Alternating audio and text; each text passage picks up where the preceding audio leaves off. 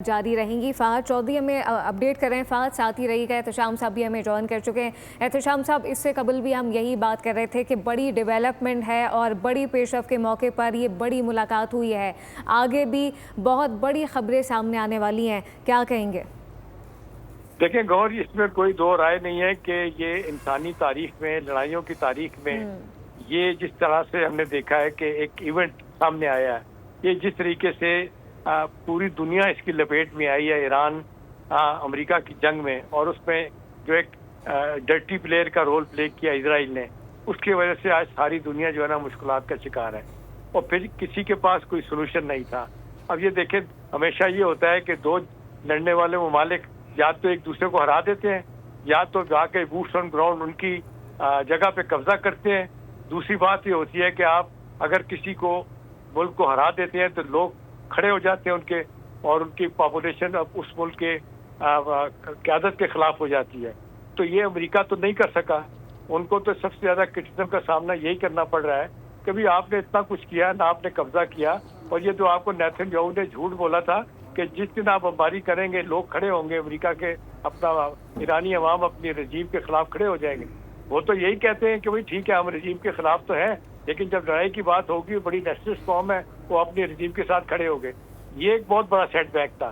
फिर इनका ख्याल था कि ये ईरान हमसे लड़ नहीं सकता।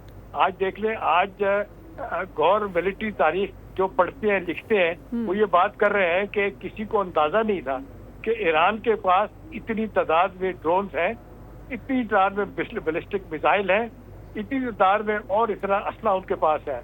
उन्होंने आप देख लें 40 साल 45 साल पुराने जहाज जो उनके पास है, उनके सैंक्शन लगी हुई है, उनको कुछ नहीं मिला, उनके जरिए उन्होंने बहुत सारा मामला अचीव किया।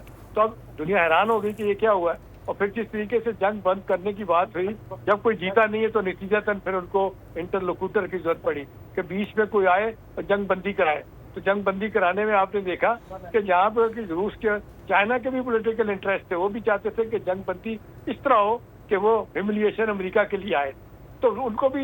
लेकिन दूसरी तरफ अमेरिकी भी बड़े तेज चलाक लोग हैं, उन्होंने कहा कि भाई कोई रास्ता ऐसा सेफ पैसा निकाला जाए कि जिसको कहते हैं विन विन सिचुएशन, कोई जिसको ऑफ रैम्प दोनों मुल्कों को मिल जाए। क्योंकि अमेरिका में बहुत क्रिटिसिज्म हुआ अपना प्रेसिडेंट ट्रम्प के ऊपर कि भाई आपने अपनी बड़ी ताकत है और आप ईरान को हरा नहीं सके। यही बात इजराइल में है कि वहाँ पे भी देख लें, सारे राइट लेफ्ट के लोग हैं वो नेतन्याहू के खिलाफ हो गए हैं कि तुम तो अपने आधे अहदाफ नहीं हासिल कर सके। तो ये ईरानियों ने साबित कर दिया कि वो एक लॉन्ग टर्म जंग में वो सब बहुत कुछ बर्दाश्त कर सकते हैं। नुकसान बड़ा हुआ। इसको देखते हुए फिर प्रेसिडेंट ट्रम्प को और के लोगों को जरूरत पड़ी कि क्या किया जाए। और आपको याद है जब फील्ड मार्शल पहली मरतबा गए थे आसिम मुनीर साहब, उनको एक स्टेट आपने देखा उनको मिला था, इसको कहना चाहिए एजाज, और पहली दफा उनको खाने पे बुलाया गया। किसी आर्मी चीफ को खाने पे नहीं बुलाया जाता अमेरिका में, उनको बुलाया गया। सारी रवायत तोड़ी गई इसलिए कि उन्होंने जिस तरह जंग जीती थी, पहले जंग से पहले मिले और दोबारा जंग से बाद मिले। और फिर प्रेसिडेंट ट्रम्प जाती तौर पे उनसे बड़े कन्विंस हैं और कहते हैं कि ईरानियों को फील्ड मार्शल और प्राइम मिनिस्टर ज्यादा बेहतर समझते हैं, हमें किसी की तरफ जाने की जरूरत नहीं है, हमें उनकी खिदमत लेनी चाहिए। तो फिर देखा आपने, उनकी खिदमत ली गई। रात दिन पाकिस्तान ने कोशिश की, field marshal back to back दौरे करते रहे, फिर वहाँ पे 3 दिन लड़ाई के दौरान दौरा किया।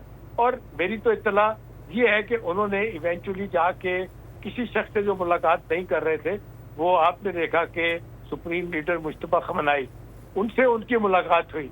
उनसे मुलाकात में देखिए सिर्फ और पासदारान ने इनकलाब के जो जनरल हैं अहमद वहीदी, वही जो है ना वो जा सकते थे। अब इस पे तो अहमद वहीदी के बारे में भी इजराइल क्लेम कर रहा है कि हमने उनको मार दिया है, जबकि इसकी तरफ से कोई कंफर्मेशन ईरान की तरफ से नहीं आई। तो जब पाकिस्तान की तरफ से ये बात हो गई, प्रेसिडेंट ट्रम्प को पता चल गया कि जी किस तरीके से मामला आगे जाएंगे, तो उन्होंने सारा का सारा ये काम सौंप दिया जनरल अपने आसिम मुनीर को।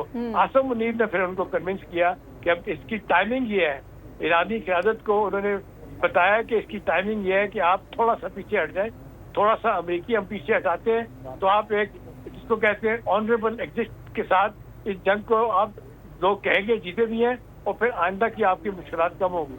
अदरवाइज फिर यही है कि अमेरिकी मजबूर होकर फिर हमले करेंगे और आपका नुकसान होगा और फिर आइंदा के लिए मुश्किलात होगी। तो अभी तो आपको पता है लॉन्ग वे टू गो। 10 साल का एक प्लान बनाएंगे रिहेबिलिटेशन का, रिकंस्ट्रक्शन का, تو اس کے لیے پوری دنیا ان کو سپورٹ کرے گی.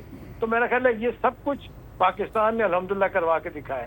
وہ سفارتی اور ملٹری لیڈرشپ اور ڈپلومیسی پاکستان نے دکھائی, ہر سطح پہ دکھائی. رات دن پاکستان میں اسحاق ڈار صاحب جس طرح دیکھے راتوں کو دورے کرتے رہے ہمارے ڈپٹی فارورڈ منسٹر اور پرائم منسٹر, انہوں نے جا کے دنیا کے بڑے بڑے آپ نے دیکھا کہ کیپٹل میں جا کے بات کی, سب لوگوں کو کنونس کیا.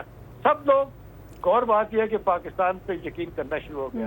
انہوں نے کہا کہ جی نیوٹرل اپنا جس کو کہنا چاہیے بندہ تو ملک ہی ہے, نیوٹرل پلیٹ تو پاکستان ہی ہے جو یہ کام کر سکتا ہے. سبسکرائب کریں اور بیل دبائیں تاکہ کوئی خبر رہ نہ جائے.